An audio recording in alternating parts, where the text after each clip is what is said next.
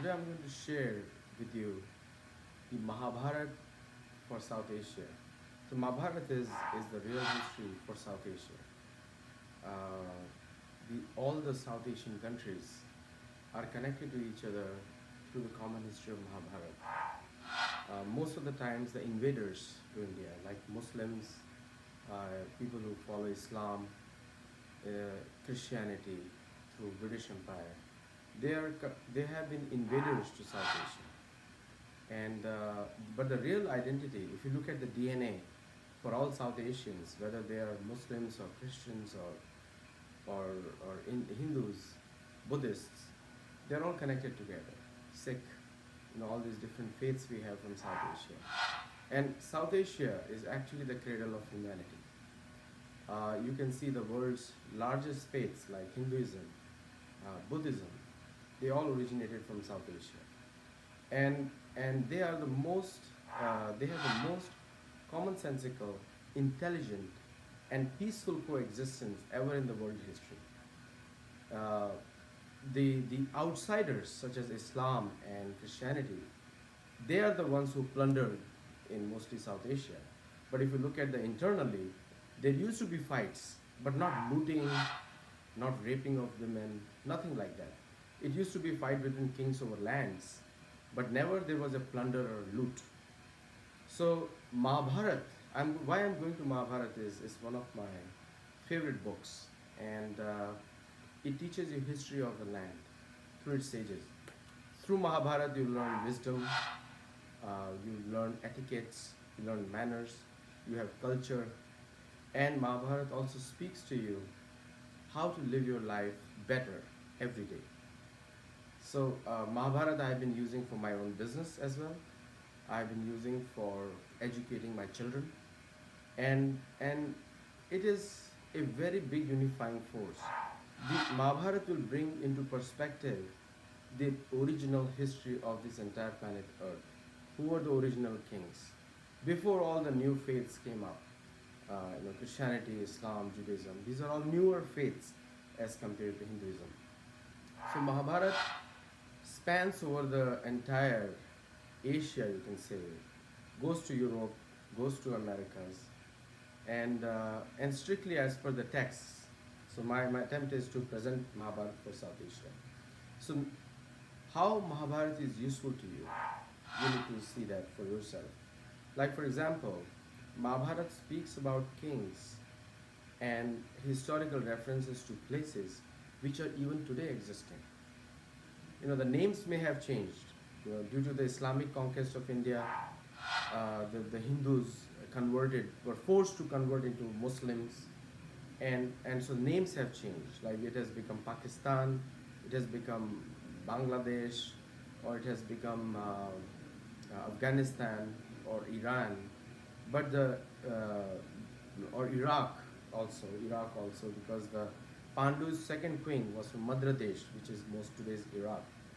So if you look at the whole perspective, then the Mahabharata covers this entire region. It is the original history of the land before it was written by the conquests. Some of you may not know that Islam conquered Persia, which was known as Parshvadesh. Iraq and Iran were together one country, was known as Parshvadesh in Mahabharata. Then Madra, which is Shalvadesh, was Lebanon, and today's Israel and Syria and all those countries were under Madra Desh. So this is the land. And then if you go east, from Magad to the east, it was the Jarasandh's country. He almost owned 25% of land. And if you look at the European countries, it was owned by the Bhagadatta, Raja Bhagadatta, which is again a king which was ruling in that part, and which are technically known as Yavanadipati Magad Bhagadadesh.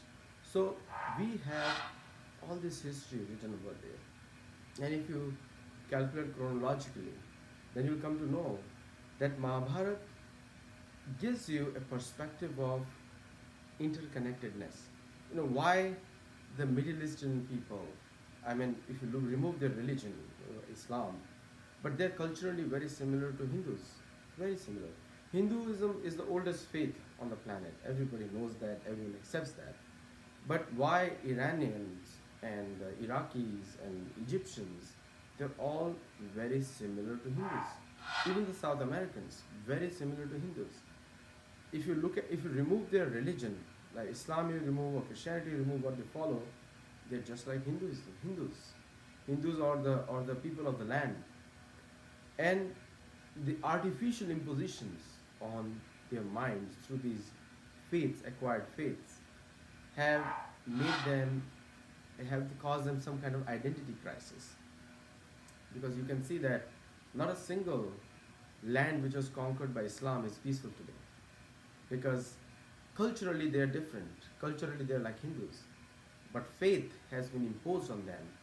So they want to be Islamic, but culturally they are different. They can't accept the stringent rules of Islam. So it's very unstable societies.